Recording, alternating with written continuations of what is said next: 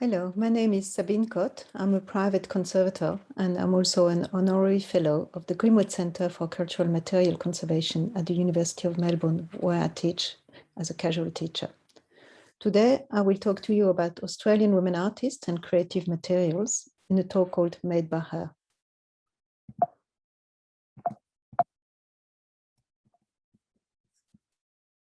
Sorry. So, why do we look at the materiality of artworks? And what are we, as conservator, looking at? We want to understand the maker's knowledge because the working processes are important in understanding the behavior of material and how things age. But we want also to put this materiality into context, the social context, the historical context, the artistic context, because all these processes embody layers of significance that play an essential role in making decisions for conservation. Conservation is about preserving meanings, and to do so, we need to understand these meanings. You need to extract knowledge from the works or from the literature or in contemporary art from the artists themselves. So from materials to work of art, we can use a conservator's forensic eye and knowledge of material to read a work of art.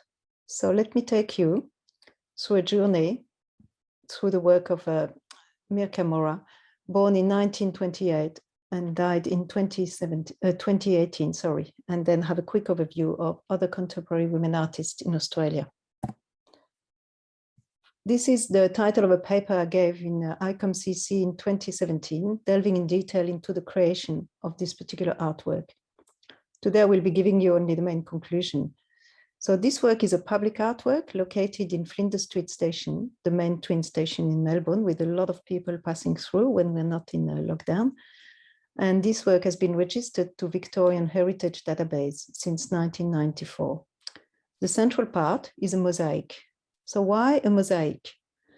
Mirka won the competition for this mural over 6 other artists, and all were men. And that's something she really emphasized several times when she talked to me, that she was very proud to have won the competition over male artists.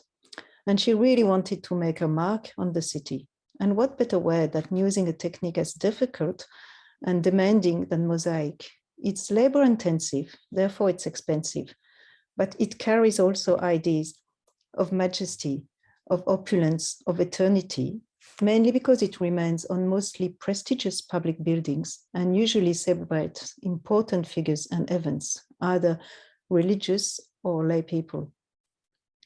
What a better way to make a lasting impression and imprint her name in the history of the city and the history of art at the same time.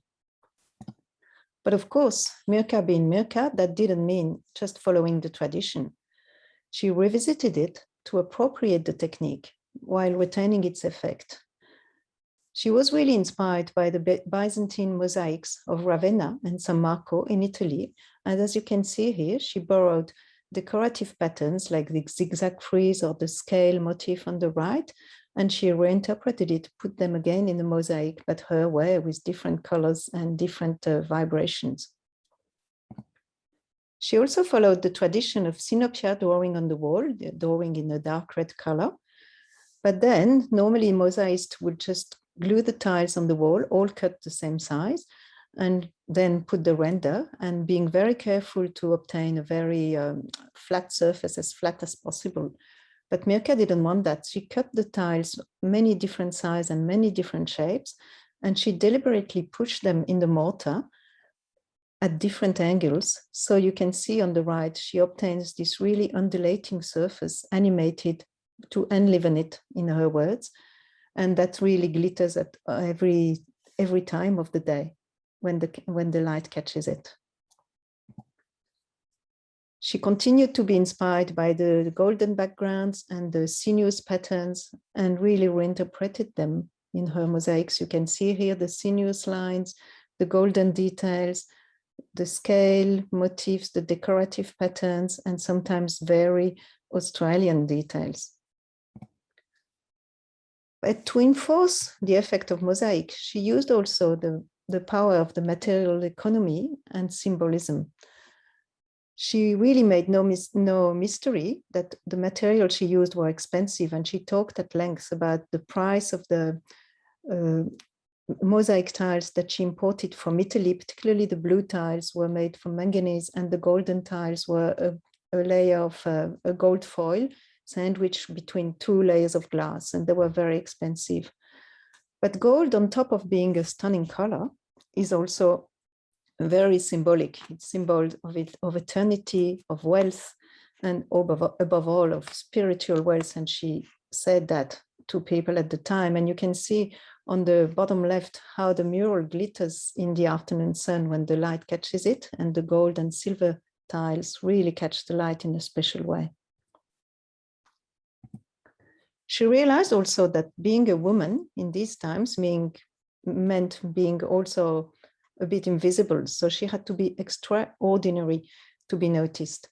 She was conscious very early of the power of the artist image, and she exploited it in her eccentric sense of dress, the quick behavior every time she went in public. As you can see here, the outfit she's wearing on the scaffold, maybe it's not the most practical outfit to do mosaic, but that didn't deter her. She really wanted to be noticed. You see on the right, when she was very young in 1954, that she was very anti-conformist already in her way of dressing, and nobody in Melbourne at the time was dressing this way. And her children have commented that they were sometimes very embarrassed when she went to pick them up at school because she wasn't dressed like the other moms. But you can see in the center in this page of her diary how carefully curated her image was, because she planned her outfits, not all the time, but often. And here she's commenting, I will wear this crocheted bonnet I made, and this belt I bought on a flea market. And it worked. It worked really well. And she was really in the media very often just for a sense of dress more than for her art.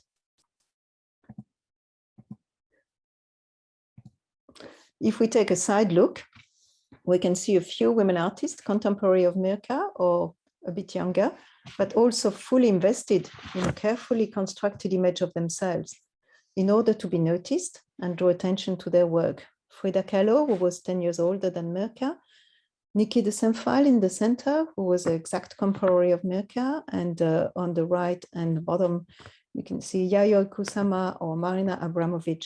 And all these women fully exploit the sense of dress and the power of the artist image. She understood also the social component of art, and she very often worked in public, dressed in her Victorian and frilly dresses. And she lived a life generally as a performance, always doing a bit of an eccentric attitude outside, as you can see at the top photo. And it's probably not by chance that she accepted that in the last years of her life to transfer the patterns, her patterns, to a line of clothes made by Gorman that sold out almost immediately, so the performance could continue maybe on other women's bodies. But all this should not obscure the fact that Mirke's career started well before the Flinders Street mural in 1986. She was a very prolific artist and a very hard worker. She was doing painting, but she was also doing painting soft sculptures, painting embroideries. She was teaching workshops. She did that for 23 years at the Center of Adult Education. All this textile-based effort encountered a quite mixed critical reception, which is due to no small part to the gendered perception of materials, of the techniques as well, perceived as domestic and crafty, and of the themes perceived as childish, even if she took really great pains to explain her inspiration for the dolls that came from the Egyptian antiquity and the mythology. And all her very erudite readings, her Central European origins, her family law, the sewing skills she inherited from her mother, and which allowed her initially to enter Melbourne society because she started as a seamstress and an embroiderer.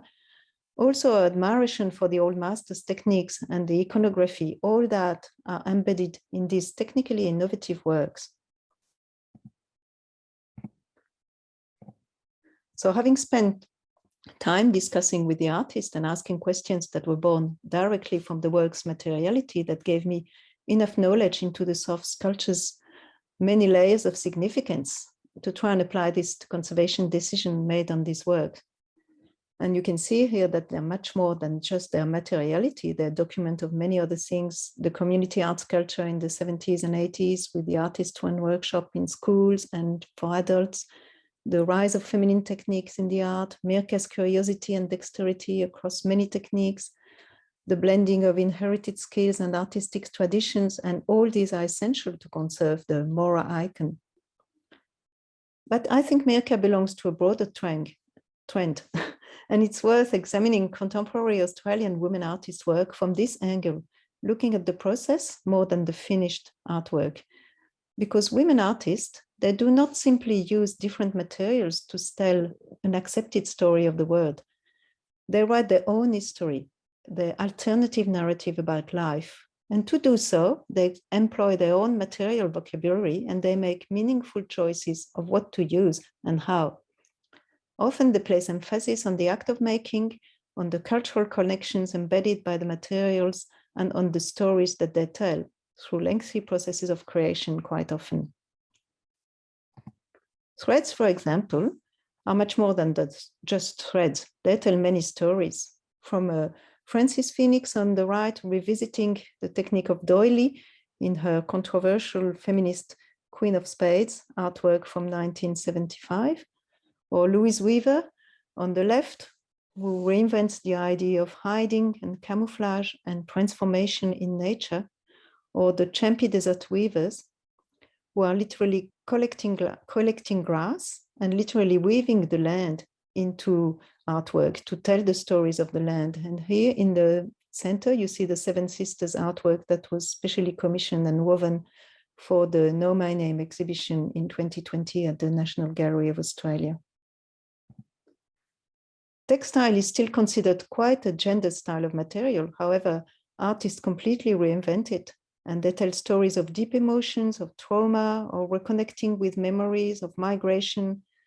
Here on the left, you see Sally Smart with a family tree house, which is made of painted and cut out felt, but sometimes she translates that as well into iron solid constructions, but that carry the same evocation of tree houses, childhood memory, fears, joy.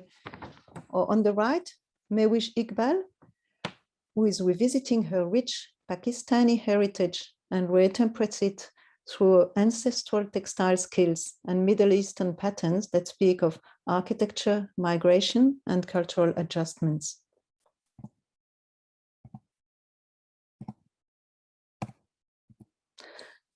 Women have a strong connection with nature, and they speak of growth, of birth, of fragility of species, and the fragility of the environment, like Janet Lawrence on the left, who has plants growing within her artworks, or Glenda Nichols on the right, who is weaving with materials that embed the richness of the land in her big nets. I mean, that one was probably, I think, was woven with synthetic thread due to the sheer size of it, but generally she collects the grasses and weaves them into the nets. Or Julie Goff in the bottom photo, who is an indigenous artist from Tasmania and speaks about her people using the materials of the land. So when we speak of minerals, we think of stones and the athletic bodies of sculptures confronting the matters head-on, chopping, carving with big tools. But women approach the mineral world from different angles, and they speak of transformation, of symbolism, and of natural elements. Ione Scarce on the left, an indigenous woman born in Woomera, she uses glass because it's made of the land, literally for silica and sand, and recalls the trauma of her land because the land literally turned into glass due to the extreme heat of nuclear testings in the 1960s. She's a master glass blower, and she produces these bush yams or bush plums and uses them as metaphors of indigenous people and their plight due to colonization, displacement, and misuse of the land. Kirsty Rea on top uses the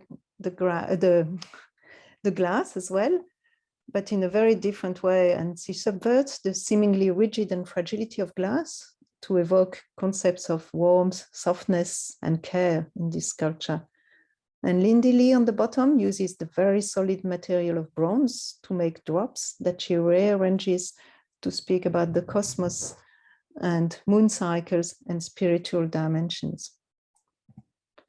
Some other artists paint with layers, like Savandari Wongpathorn on the left, who is perforating canvas and painting on top and sometimes threading at the same times, or Tila George incorporating bronze, canvas, thread, paint into her artworks.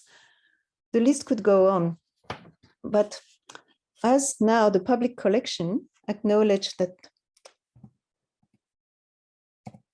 women are much less represented in the public collections and are trying to redress this, it's fair to conclude that their materials, which often do not conform to the norms, are part of the picture.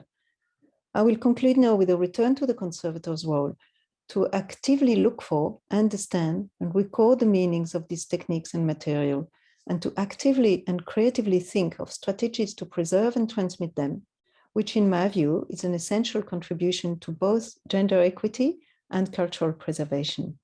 Thank you.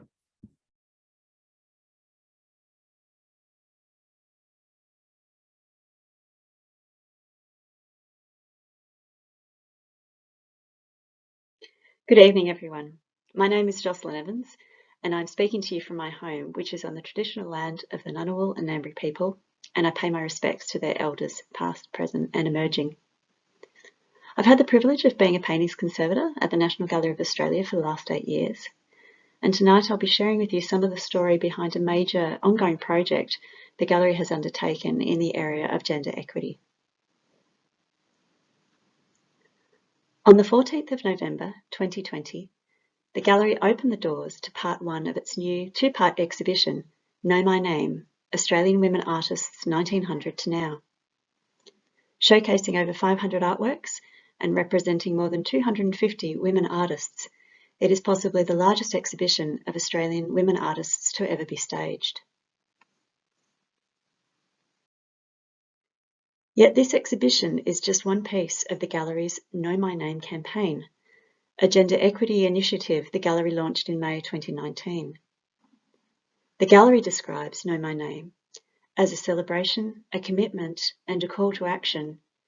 Know My Name celebrates the work of all women artists with an aim to enhance understanding of their contribution to Australia's cultural life. Under current director Nick Mitsovich, the gallery has been going through a process of self-examination with regard to gender equity, and has been transparent with this journey using the gallery website to make statements such as, in 2019, the gallery committed to change, establishing guiding principles for gender equity in collection development, programming, and organisational structures. Introducing the Know My Name campaign, the gallery acknowledges and is inspired by work done recently to promote gender equity in the arts, particularly by the Countess Report, now supported by the Sheila Foundation. The Countess Report was established in 2008, and it describes itself as an independent artist-run initiative that publishes data on gender representation in the Australian contemporary art world. The Countess Report is now supported by the Sheila Foundation, a national philanthropic foundation launched in 2019, with a mission to overturn decades of gender bias by writing Australian women artists back into our art history and ensuring equality for today's women artists. The Countess Report encourages institutions to collect and publish their own data on gender representation. In 2019, the gallery accordingly published this statement on its website. The gallery acknowledges that 25% of its Australian art collection and 33% of its Aboriginal and Torres Strait Islander art collection is by women artists. Commitment to improve this representation is embedded within the gallery's new guiding principles for gender equity. Principle 1. Achieve equity across all activities, including collection development. These guiding principles are also published on the gallery website, and they have been adapted from the United Nations group Women's Empowering Principles of United Nations Women and United Nations Global Compact, Equality Means Business. Know My Name has also been partly inspired by #5WomenArtists, which is a social media campaign run by the National Museum of Women in the Arts, based in Washington, DC. Since 2016, each March, the NMWA has been posing the question on their social media channels, can you name 5 women artists? Encouraging their followers to share and respond, raising the profile of women artists in this way. Their online resources include downloadable content, such as this poster, that their followers can then share on their own profiles. The campaign also extends into merchandise, as of course does Know My Name, and I particularly like the dialogue between the two institutions on their t-shirts. The Know My Name initiative encompasses ongoing exhibitions, projects and events. One of these that many of you across Australia might have seen is the National Art Event, which ran for several weeks in early 2020. For this, the gallery was partnered by O Media, which is Australia's largest outdoor advertising company. 76 artworks by Australian women artists were chosen from the gallery's collection and were displayed on billboards and digital signage outlets throughout Australia. So instead of advertising an event, the billboards themselves, 1,500 of them, became the virtual gallery. It's estimated that around 80% of the Australian population would have passed by one of these displays during the event, which is a huge win for increasing the exposure of these artists and highlighting their contribution to the Australian cultural landscape, not to mention increasing access to their works.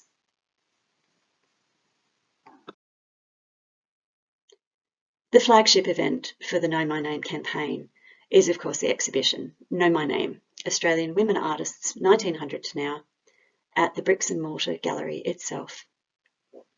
Part 1 was on display from November 2020 to May 2021, and Part 2 opened in June of this year and is due to close in January next year, pandemic permitting.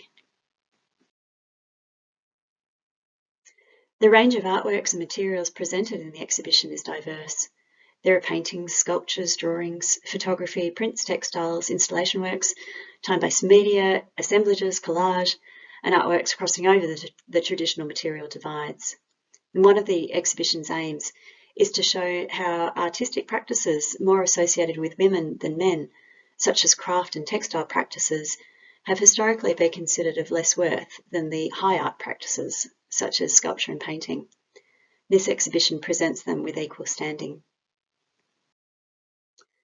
The challenges in putting the exhibition together were many, but the biggest would be 2 major changes that occurred as a result of the COVID pandemic. Originally, Know My Name was going to be a single exhibition due to open in May 2020. However, due to the COVID shutdown, the opening was delayed several months to November. And with the rescheduling of other exhibitions, it was decided to devote more gallery space to Know My Name, resulting in a footprint that was twice as large as originally planned. The curatorial and design team accordingly spent the next few weeks in shutdown, rethinking and redesigning an expanded version. Unfortunately, a COVID-related issue appeared during the install period a few months later. Delays in the arrival of some necessary building fixtures due to the global pandemic meant that the refurbishment of the additional gallery spaces could not be completed in time. Rather than pushing back the opening date for a second time, the gallery made the tough decision to again rethink the exhibition and rather than reduce it in size, present it in 2 parts instead of 1. This involved a second major redesign of the available floor spaces in a very short space of time, actually after installation had already commenced, for which the curatorial, design and exhibitions teams are to be commended. Also deserving of praise is the registration team's efforts in contacting all the lenders and negotiating the changes, slightly complicated by the fact that a significant number of the borrowed works had already arrived at the gallery in readiness. As the gallery has borrowed broadly for this exhibition, many of you may have been indirectly involved too by preparing and documenting these loans. And for this, the gallery is very grateful, particularly with the unavoidable last-minute changes. A further difficulty resulting from the pandemic was that due to lockdowns around the country, artists and conservators were not able to come to Canberra to assist with the installation of their works. So several particularly complex installations, such as Transfer Station by Mira Gochak, had to be done with the artist or conservator, in this case the artist, overseeing and consulting on the process via video link. In preparing this exhibition, my role as a paintings conservator encompassed the usual tasks: preparing and reporting on our own collection paintings, and checking and reporting loan works as they came into the building. I'd like to talk about one painting though, and how conservation contributed to raising its profile. Working on Know My Name gave our curatorial team an opportunity to identify gaps in the permanent collection and fill them where possible.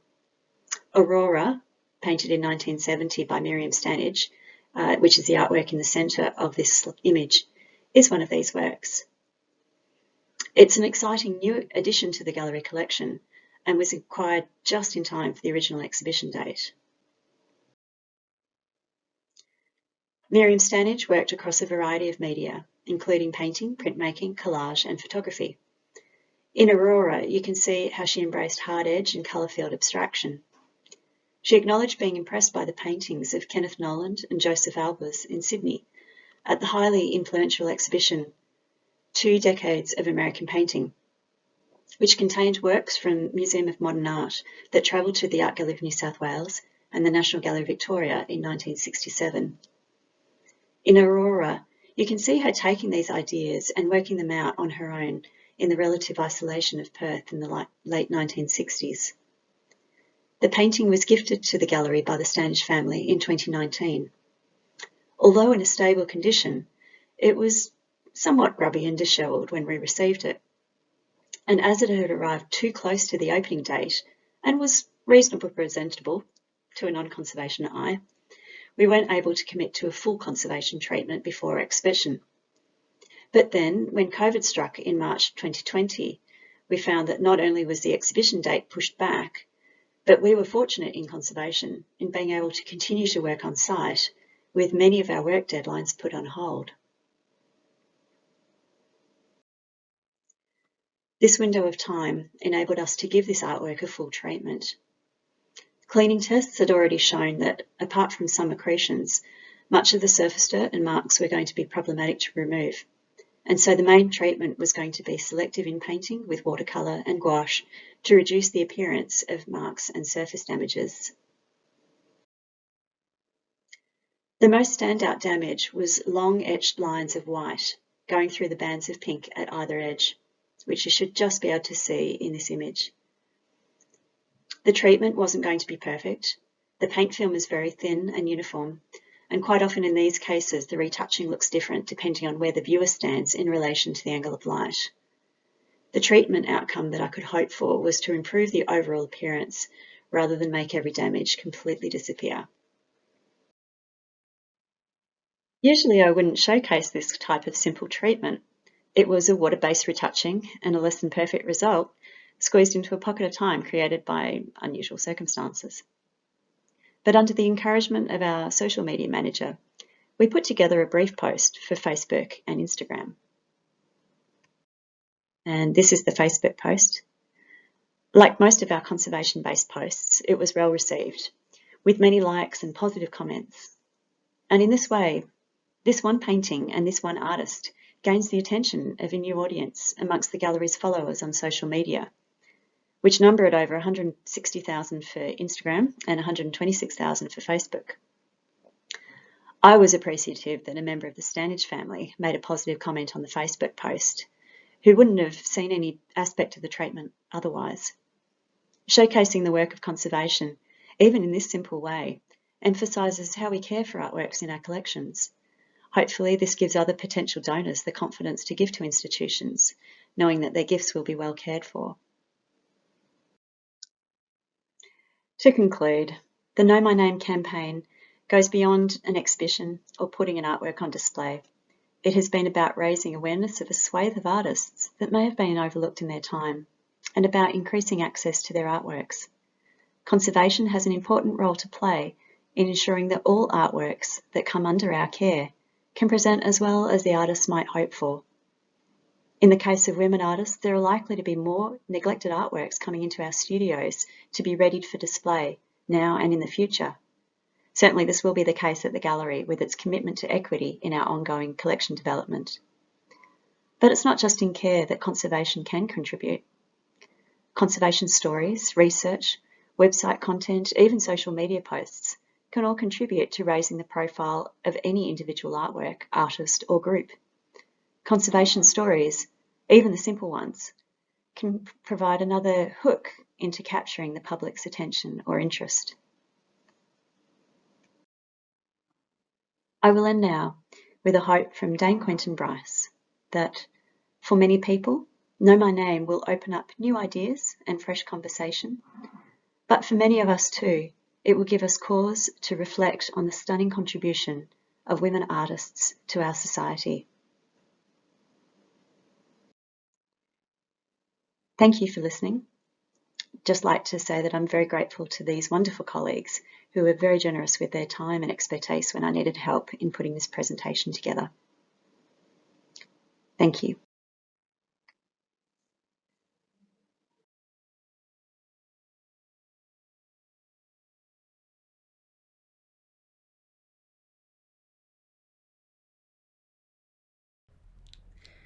Hi, my name's Sandy Mitchell and I'm a paintings conservator at David Stein & Co in Sydney. The title of my paper today is Wendy Paramore at Casula Powerhouse Arts Centre, an introduction to her story and her paintings. I hope you find it interesting. In 2016, David Stein & Co undertook a condition survey of the Paramore collection at Casula Powerhouse Arts Centre, and my colleague Julia Sharp and I conducted the assessment. At the time, my limited knowledge of Paramore was that she was one of only 3 women artists included in the seminal 1968 exhibition The Field, held at the National Gallery, Victoria. As I wandered through the collection store at CPAC, I soon discovered that they really do hold the treasure trove of Paramore's life work. I also discovered that there is so much more to this artist and her story than what is mentioned fleetingly, if at all, in books on Australian art. Wendy Paramore was indeed a maker in the truest sense of the word. She began as an artist before expanding into sculpture and even fashion design. She drew and wrote poetry all her life. She even built her own mud brick house, which was designed by her friend, the architect Philip Cox. On the outskirts of Western Sydney, the house was to become her sanctuary and studio from 1966 to 1975. In 1975, Wendy Paramore tragically died at the age of 36. Her son Luke, named for the patron saint of painters, was only 6 years old. And I love this photo here of the house because you can see her sculpture lap out the front, just next to the clothes hanging on the washing line. And much later, Luke was to talk about how living in this house, he was surrounded by his mother's paintings and sculptures all the time. She was constantly working on things, and he referred to them all as his brothers and sisters. For many years, the collection stayed with her estate, with her family, friends, and later her son Luke reportedly searching for a home for the work and finding a lack of interest from both public and private galleries. In 1996, 21 years after Paramore's death, the curator Cecily Briggs, who had known Paramore when she was a young artist, introduced Luke and Wendy's work to the then director of CPAC, Con Guriotis. 1 year later, CPAC was entrusted with the collection. Today, it holds the largest and most significant collection of Wendy Paramore's work in Australia. The collection comprises of 153 works in total, including 28 paintings, 27 works on paper, several sculptures, and several dresses designed by the artist. The paintings and the works on paper are still largely in their original frames. The gallery is also the caretaker of the Wendy Paramore archive, which contain many primary sources. They record her career and include newspaper cuttings, catalogues, letters, and sketches for paintings, sculptures, and dress designs. And unfortunately, because of the protracted Sydney lockdown, I was unable to get back to the gallery to take some photos of the dresses that were designed by Paramore. So that's on the list for next time. There are also more personal records such as poems, notebooks from her time abroad, family letters, photos, and taped interviews that Cecily Briggs and Solange Kershaw conducted in 1999 with Paramore's friends, family, and colleagues. These intimate mementos and anecdotes help tell the story of a woman who was fiercely independent, tough but also generous and warm. Examining the material available, including subscriptions to contemporary art journals, copious amounts of applications for travel grants and exhibitions, letters to gallery and art prize directors, reflects a person who was driven as an artist and approached her work in a serious, disciplined, and professional manner. Looking at Wendy Paramore's paintings helped to tell her story and reflect the evolution of her practice. They can be understood as two distinct groups, those produced pre-1966 and those produced after, and the collection at CPAC has a good representation of both. After leaving school at 16 to become an artist, Paramore, at the behest of her father, completed a typing course. She worked briefly for her dad's Sydney advertising company before attending both the National Art School with John Passmore and the Julian Ashton School. And it was here that she met artists Max Cullen, Michael Johnson, Brett Whiteley, and Tony McGillick. In 1960, Paramore left Australia for Europe. She landed first in London, where she was part of the overwhelmingly blokey Australian enclave, sharing a house in Ladbroke Grove with Brett Whiteley, Michael Johnson, and Dick Watkins. During those early years in Europe, Paramore travelled around, spending most of her time in London, Italy, and the south of France. Poor thing. It was here that she encouraged Brett and Wendy Whiteley to visit her in Sijar, where they spent several months painting together. Paramore's paintings from this time have been described as delicate and painterly. The works are largely abstract, although the sensuous, organic lines are informed by the landscape. The palette is reduced to the earthy tones of ochres, oranges, buffs, creams, blacks, browns, deep greens and deep reds. The application of the paint appears to be fast and free, often leaving the lines of charcoal underdrawing and priming layers exposed. And the picture plane is often raised or non-existent, as if the landscape is being viewed aerially. Paramore drew extensively, working mainly in charcoal and ink. Smaller preparatory sketches for larger paintings were also completed in gouache, usually on paper. During her time overseas, Paramore was reportedly relentless in her drive to produce and exhibit her work. She placed paintings in group exhibitions in London and New York, and in 1962 she spent 3 months in Portugal on a Gulbenkian grant, where she held solo exhibitions in Lisbon, Coimbra and Oporto. Along with Whiteley, who was arguably the star of this group of Antipodean painters, Paramore was the only other member to exhibit her work in Europe. In 1963, Paramore returned to Sydney. The artist Alan Oldfield, who was a close friend and later somewhat of a biographer of Paramore's, described this period of her work as influenced by post-war abstraction, quote, sub-Roger Hilton, Brett Whiteley-esque, end quote. Still mainly working in oil and combinations thereof, she was also starting to use more acrylic and include elements of collage. To date, little analysis of Paramore's painting materials has been carried out. She did sometimes record her materials on the backs of her works or in passing in her notebooks, but really this information is quite limited. Her materials at this time have been recorded mostly as oil or as a combination of oil and PVA, and she did occasionally record using acrylic. Her supports at this time are recorded mainly as various types of board and canvas. In 1965, Paramore held her first solo exhibition at Waters Gallery in Sydney. A few days after the show ended, she left for a brief stint to America, where she had another solo show at Bognar Gallery in Los Angeles. Both shows were generally well received by critics and the public. After 1965 and the success of the two exhibitions, Paramore moved decisively away from the earth-toned, semi-figurative landscape works for which she had become quite well known. Instead, she started to produce large, formalist, hard-line paintings in bright and contrasting colour fields. Art critics and historians have debated the reason for this seemingly sudden departure in artistic style. However, a natural evolution towards further abstraction had become apparent in the 2 years since Paramore had arrived back in Sydney. The influence of the work that she saw in Europe, and especially in the US, can also not be denied. In 1966, Paramore became closely involved with the Central Street Collective. This group of artists were also profoundly influenced by the hard-edge painting that they had seen in England, Europe, and the US, as well as the American art theorists Clement Greenberg and Michael Fried. Many of the founding members were those that Paramore had spent time with in London in the early 60s, who on their return to Sydney had experienced the contemporary art scene as somewhat of a time warp. As Vernon Treweek recalled, quote, "The hard-edge movement and school wasn't happening in Australia. We had to make it happen," end quote. It's worth noting that Wendy Paramore was the only woman granted admission into the core nucleus of this male-dominated collective.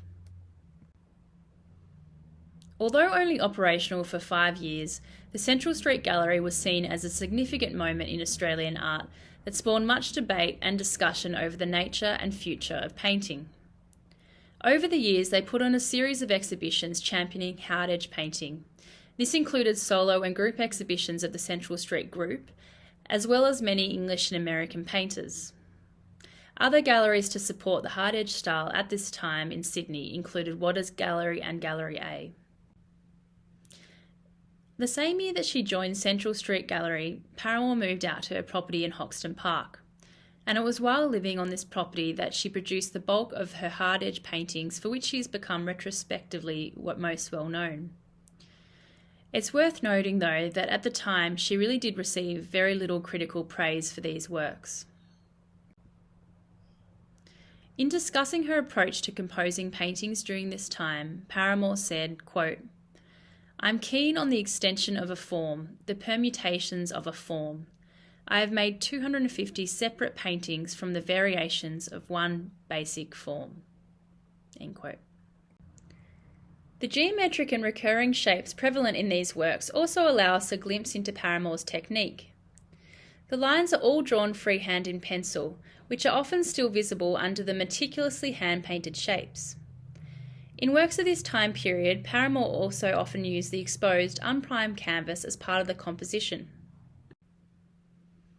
On examination of these works, you can see that the measurements of the shapes are all precisely calculated and rendered according to the internal logic of the design.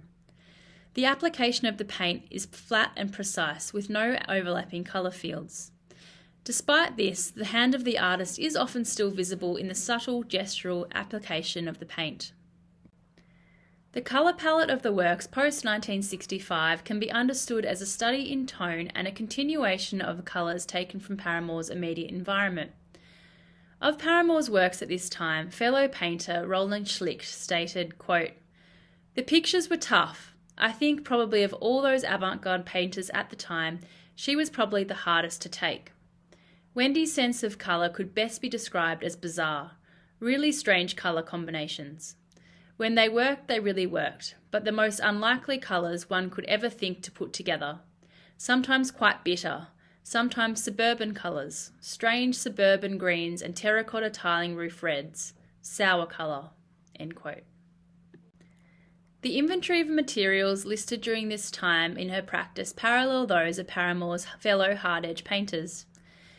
It reflects the excitement of the times attached to the ever-expanding menu of paints based on synthetic resins. Those recorded include PVA, Liquitex, or just plain acrylic, oil and a combination of PVA and oil. The various supports used include masonite, cotton duck, and composition board. It was around the time that Paramore moved to West Hoxton that she began to make a confident and conscious move into sculpture, while also continuing to produce her paintings. In 1968, 2 of her sculptures and one of her paintings were selected for the Field, which was to reopen the newly renovated NGV. In 1969, her work was selected for major exhibitions including International Young Contemporaries in Tokyo, the Marlin House Sculpture Competition, and the innovative Mildura sculpture triangles of 1970 and 1973. At the time, critics referred to Paramore as a, quote, sculptural painter, and suggested that maybe she'd do better by focusing on this element of her practice. However, Alan Oldfield argues that this was a misconception and that Paramore's sculpture is a three-dimensional excursion into those unitary, repetitional concerns of her painting. In 1973, Wendy Paramore was diagnosed with a cerebral tumour and sadly died 2 years later. In the few years before she died, she was moving back to a more figurative style of painting, as well as continuing with her explorations into sculpture and drawing. In many ways, Wendy Paramore is an exception to the rule. During her lifetime, she was accepted into the boys' club that was the hard edge abstraction movement, while so many of her fellow female artists were not. She exhibited constantly, and the archive in Casula holds evidence to the fact that she was written about by critics and scholars frequently while she was alive. However, the narrative of what happened to Wendy Paramore's work and legacy after she died is one that sadly parallels so many female artists. In short, she became quickly forgotten except by those who knew and loved her. At the time of her death, she had received a few mentions in several important Australian art texts. However, her work was not represented by any state or regional galleries. The factors which art critics, historians, family and friends attribute to the rapid disintegration of the memory of Paramore's artistic legacy are nuanced and varied. They range from the dissemination of the collection amongst family and friends, which led to a loss of provenance and a loss of cohesion, to the condition of the works themselves, which is a topic that I'll be returning to later. Another contributor may be the fact that there was a shift in perception of the hard-edge style towards it being thought of as unfashionable at around the time that Paramore died. Systemic misogyny of the art world must also be acknowledged. In the year 2000, 25 years after the artist died, Casula Powerhouse held the first ever retrospective of Paramore's work, Paramore Lost and Found, curated by Cecily Briggs. In preparation for the exhibition, Briggs managed to track down a further 160 works, many of which were subsequently acquired by or donated to Casula Powerhouse Arts Centre. The retrospective exhibition was largely seen as a success for the gallery and a revival of sorts of Paramore's contribution to Australian art. In discussing the exhibition at the time, several critics did note the poor condition of the works, however. While some conservation funding had been found and spent prior to the retrospective, it was notably spent on treating and refabricating the sculptures and on producing some of the dresses from Paramore's original designs. As may have been evident to you as you viewed this presentation, some of the paintings in the collection at CPAC can still be considered in fair to poor condition. Condition issues are what you would expect to see on works produced with the novel materials of the 60s and early 70s. Especially after periods of questionable storage environments. Condition issues include instability and loss of paint film, damage to supports, losses, accretions and ingrained dirt, scratches and marks, moisture exposure and associated issues, and framing condition issues. The reason for the current condition of the collection is twofold. Firstly, as mentioned, on acquisition of the works in 1997 and in 2000, many were in poor condition.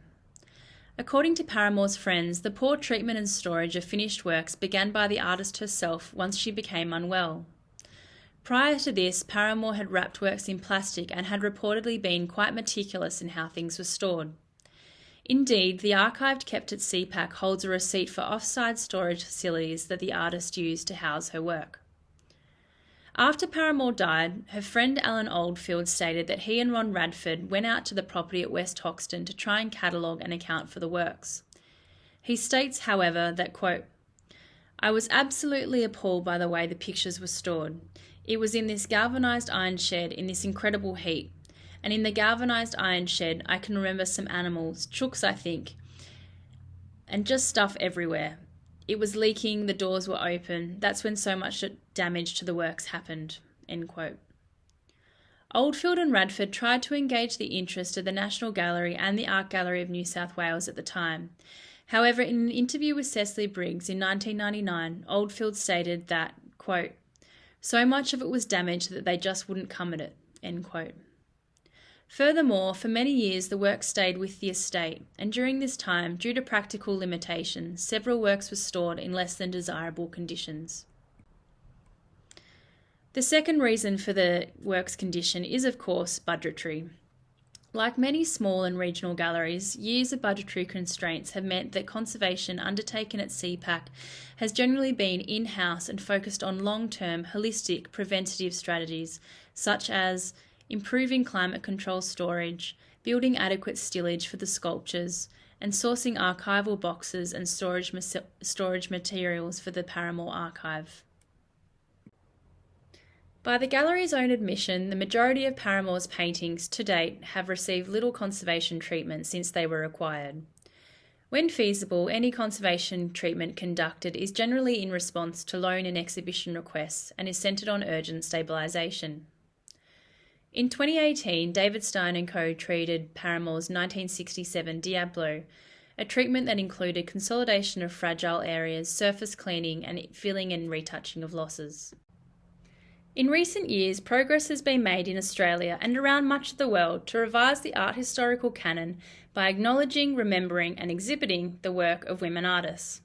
Still, research conducted in 2019 by art agency In Other Words and ArtNet News found that women artists represent just 2% of the global art market despite dominating tertiary art programs. And in Australia, the 2019 Countess report, funded by the Sheila Foundation, found that state-owned galleries had just 33% female representation in their exhibitions, with no data available on non-binary artists. Exhibitions like the NGA's recent Know Her Name have sought to address this disparity. However, I'm sure we can all acknowledge that there is still much work to be done.